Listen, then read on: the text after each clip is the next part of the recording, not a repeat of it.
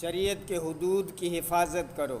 عارف مصیبتوں میں رہ کر بھی دم نہیں مارتا، شریعت پر عمل کرنے سے ہی حقیقی تصوف حاصل ہوتا ہے۔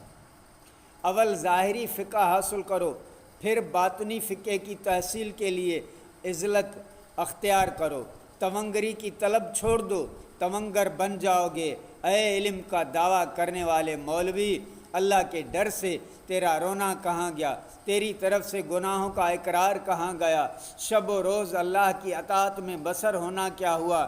تیرے اپنے نفس کو ادب موذی کدھر گئے؟ تیری توجہ کا پورا مرکز کرتا، امامہ، کھانا پینا، نکاح، مکان، دکان اور دنیا کے ساتھ تعلق ہی ہو کر رہ گیا۔ اپنی توجہ کو ان تمام چیزوں سے الگ کر لے۔ اگر ان میں سے کوئی چیز تیرے نصیب کی ہوگی تو اپنے وقت پر خود تیرے پاس آ جائے گی۔